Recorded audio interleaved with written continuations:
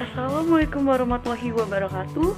Saya Dalta Melinda dari kelas 03 PPKM 001, Program Studi Pendidikan Pancasila dan Kewarganegaraan, mata kuliah Hukum Adat. Di sini saya akan menjelaskan salah satu materi dari mata kuliah Hukum Adat, yaitu materi Hukum Waris Adat. Adapun yang dimaksud dengan Hukum Waris Adat, Hukum Waris Adat adalah hukum yang memuat garis-garis ketentuan tentang sistem dan asas-asas hukum waris, tentang harta warisan, waris dan waris, serta cara bagaimana harta warisan itu dialihkan oleh pemiliknya dari pewaris kepada ahli waris. Hukum ini sesungguhnya adalah hukum penerusan serta mengumpulkan harta kekayaan dari sesuatu generasi kepada keturunannya. Di dalam hukum adat sendiri tidak mengenal cara-cara pembagian dengan perhitungan, tetapi didasarkan atas pertimbangan mengingat wujud benda dan kebutuhan waris yang bersangkutan. Hukum adat waris memuat peraturan-peraturan yang mengatur proses meneruskan serta mengoperkan barang-barang, harta benda, dan barang-barang tidak berwujud dari angkatan manusia kepada keturunannya. Sedangkan menurut Surojo Widjodipuro mengatakan, hukum adat waris meliputi norma-norma hukum yang menetapkan harta kekayaan baik yang material maupun immaterial, yang manakah dari seseorang yang dapat diserahkan kepada keturunannya. Jadi, hukum waris adat adalah aturan-aturan hukum yang mengatur tentang cara penurusan dan peralihan harta kekayaan yang berwujud maupun yang tidak berwujud dari generasi ke generasi. Dengan demikian, hukum waris itu mengandung 3 unsur. Yang pertama, adanya harta peninggalan atau harta warisan, adanya pewaris yang meninggalkan harta kekayaan, dan adanya ahli waris atau waris yang akan meneruskan pengurusannya atau yang akan menerima bagiannya. Adapun corak hukum waris adat, secara teoritis, hukum waris adat di Indonesia sesungguhnya dikenal banyak ragam sistem kekeluargaan di dalam masyarakat. Akan tetapi, secara umum yang dikenal sangat menonjol dalam peraturan hukum adat ada 3 corak. Yang pertama ada prinsip patrilineal, yang kedua ada matrilineal, dan yang ketiga ada bilateral atau parental. Adapun penjelasannya, yang pertama ada patrilineal. Sistem ini pada dasarnya adalah sistem keturunan yang menarik garis keturunan di mana kedudukan seorang pria lebih menonjol dan hanya menghubungkan dirinya kepada ayah atas ayahnya dan seterusnya, atau keturunan nenek moyang laki-laki di dalam pewarisan. Yang kedua ada matrilineal. Dalam corak ini, keluarga menarik garis keturunan ke atas melalui ibu dari ibu terus ke atas sehingga dijumpai seorang perempuan sebagai moyangnya. Akibat hukum yang timbul adalah semua keluarga adalah keluarga ibu. Anak-anak adalah masuk dalam keluarga ibu serta mewarisi dari keluarga ibu. Suami atau bapak tidak masuk dalam keluarga ibu atau tidak masuk dalam keluarga istri. Sehingga dapat dikatakan bahwa sistem kekeluargaan yang ditarik dari pihak ibu ini, kedudukan wanita lebih menonjol daripada pria di dalam pewarisan. Contohnya yaitu dari masyarakat hukum adat ini antara lain dari masyarakat Minangkabau. Dalam susunan ini, kedudukan anak wanita sebagai ahli waris sehingga segala sesuatunya dikuasai oleh kelompok keibuan. Namun, bukan semata-mata para ahli waris wanita yang menguasai dan mengatur harta peninggalan, melainkan didampingi juga oleh saudara-saudara ibu yang pria. Yang terakhir ada parental. Corak ini pada dasarnya adalah sistem yang menarik garis keturunan di mana seseorang itu menghubungkan dirinya baik ke garis ayah maupun ke garis ibu. Sehingga dalam kekeluargaan semacam ini, pada hakikatnya tidak ada perbedaan antara pihak ibu dan pihak ayah di dalam pewarisan. Adapun sistem pewarisan. Sistem pewarisan yang ada dalam masyarakat Indonesia menurut Jaran Saragi, yaitu yang pertama, sistem pewarisan di mana harta peninggalan dapat dibagi-bagikan. Yang kedua, sistem pewarisan di mana harta peninggalan tidak dapat dibagi-bagikan. Sistem yang pertama pada umumnya terdapat pada masyarakat yang bilateral seperti di Pulau Jawa. Sedangkan sistem yang kedua terdapat pada masyarakat unilateral Sistem kedua dapat dibedakan lagi dalam bentuk sistem pewarisan kolektif dan sistem pewarisan mayorat. Dilihat dari orang yang mendapat warisan atau kewarisan di Indonesia, terdapat 3 macam sistem, yaitu sistem kewarisan mayorat, sistem kewarisan individual, sistem kewarisan kolektif. Sedangkan menurut pendapat Surojo Jodipuro, dijumpai 3 sistem pewarisan dalam hukum adat di Indonesia. Yang pertama, sistem kewarisan individual. Cirinya, harta peninggalan dapat dibagi-bagi di antara para ahli waris seperti dalam masyarakat bilateral di Jawa. Yang kedua, sistem kewarisan kolektif. Cirinya, harta peninggalan itu diwarisi oleh sekumpulan ahli waris yang bersama-sama merupakan semacam bidang hukum di mana harta tersebut yang disebut harta pusaka tidak boleh dibagi-bagikan pemilikannya di antara para ahli waris dimaksud dan hanya boleh dibagikan pemakaiannya di antara para ahli waris itu atau hanya mempunyai hak saja. Contohnya seperti dalam masyarakat matrilineal di Minangkabau. Yang ketiga ada sistem kewarisan mayorat. Cirinya, harta peninggalan diwarisi keseluruhannya atau sebagian anak saja. Seperti halnya di Bali, di mana terdapat hak mayorat anak laki-laki yang tertua atau di Tanah Semendo, Sumatera Selatan, di mana terdapat hak mayorat anak perempuan yang tertua. Adapun unsur-unsur warisan, jika dilihat dari harta warisan, dalam hal ini, menurut Hilman Hadikusuma mengatakan bahwa untuk mengetahui apakah harta dapat terbagi atau memang tidak terbagi, harta warisan itu perlu dikelompokkan. Yang pertama ada harta asal. Harta asal yaitu semua kekayaan yang dikuasai dan dimiliki pewaris, baik berupa harta peninggalan ataupun harta bawaan yang dibawa masuk ke dalam perkawinan. Harta peninggalan dapat dibedakan lagi dengan harta peninggalan yang tidak dapat terbagi.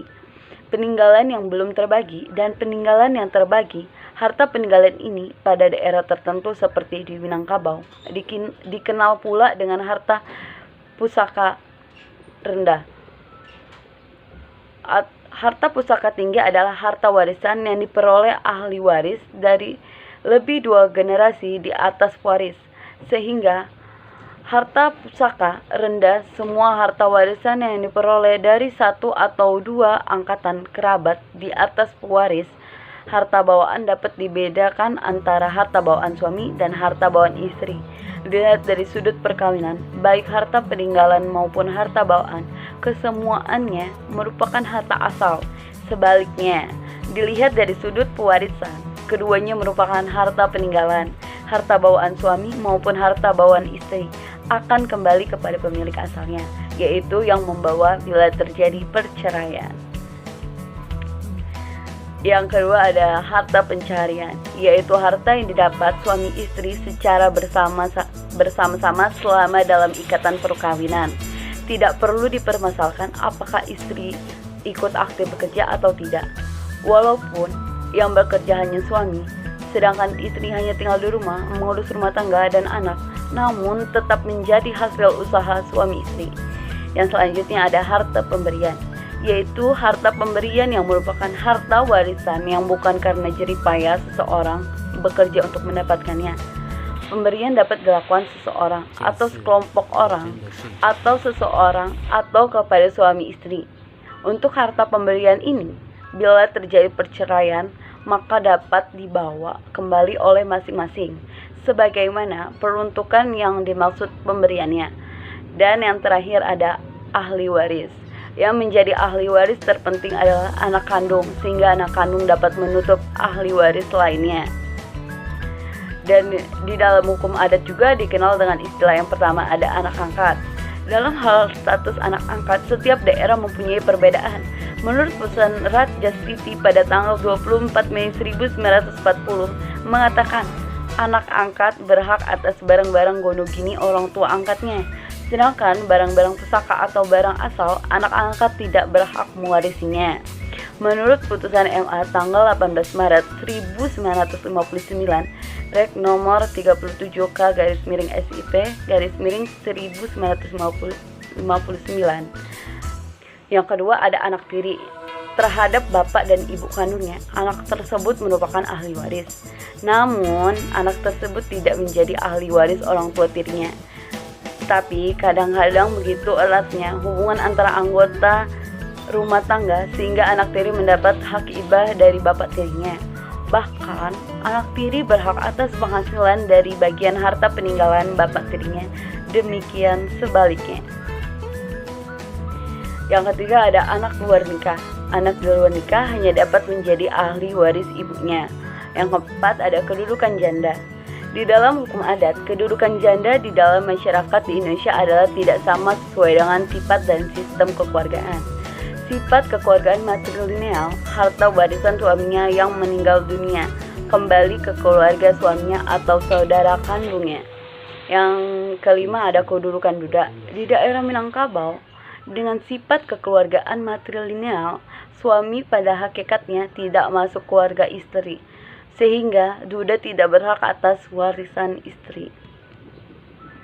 Adapun proses pewarisan yang berlaku menurut hukum adat di dalam masyarakat Indonesia hanya ada dua bentuk. Yang pertama, proses pewarisan yang dilakukan semasa pewaris masih hidup. Yang kedua, proses pewarisan yang dilakukan setelah pewaris wafat.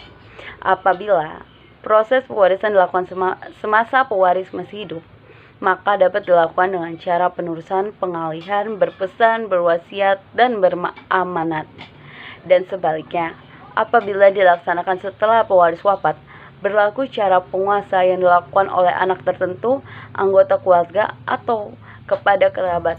Sedangkan dalam pembagian dapat berlaku pembagian ditangguhkan, pembagian dilakukan berimbang, berbanding, atau menurut hukum agama. Mengenai hibah pada masyarakat parental adalah bagian dari proses pewarisan yang dilakukan sebelum orang tua atau pewaris meninggal. Selanjutnya, hibah pada masyarakat matrilineal pada dasarnya tidak dikenal, dan hibah pada masyarakat patrilineal mempunyai arti pemberian atau sebagian kecil harta kepada anak perempuan yang bukan bagian dari ahli waris. Hibah ada dua macam. Yang pertama, hibah biasa, yaitu hibah yang diberikan pada waktu pewaris masih hidup. Yang kedua ada hibah wasiat, yaitu hibah yang dilaksanakan ketika pewaris telah meninggal dunia. Sedangkan terkait harta warisan setelah waris wafat karena alasan-alasan tertentu, ada yang dibagi-bagikan dan ada yang pembagiannya ditangguhkan. Adapun alasan-alasan penangguhan itu antara lain yang pertama, terbatasnya harta pusaka, yang kedua tertentu jenis macamnya, yang ketiga ada para waris belum dewasa, yang keempat belum adanya waris pengganti, yang kelima di antara waris belum hadir, yang keenam ada belum diketahui hutang piutang waris. Pembagian harta waris dapat dilakukan dapat mengikuti hukum adat dan mengikuti hukum waris Islam. Menurut Hilman Hadikusuma menyebutkan bahwa pada umumnya masyarakat Indonesia menerapkan pembagian berimbang, yaitu di antara semua waris mendapat bagian yang sama, seperti dilakukan oleh masyarakat Jawa, dan banyak pula yang menerapkan hukum waris Islam di mana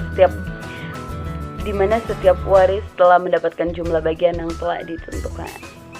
Kesimpulan dari materi yang saya sampaikan yaitu yang pertama, hukum waris adat adalah hukum yang memuat garis-garis ketentuan tentang sistem dan asas-asas hukum waris, tentang harta warisan, pewaris dan waris, serta cara bagaimana harta warisan itu dialihkan oleh pemiliknya dari pewaris kepada ahli waris. Yang kedua ada pun corak hukum adat, yaitu corak matrilineal dan parental. Yang ketiga ada pun proses pewarisan adat, yaitu ada yang dilakukan semasa pewaris masih hidup dan proses pewarisan yang dilakukan setelah pewaris wafat. Dan yang terakhir adalah sistem pewarisan adat, yakni sistem individual biasanya dianut pada sistem kekerabatan bilateral, sistem kolektif dan mayorat biasanya pada sistem kekerabatan matrilineal dan patrilineal. Demikian presentasi yang dapat saya sampaikan. Lebih kurangnya saya mohon maaf. Wassalamualaikum warahmatullahi wabarakatuh.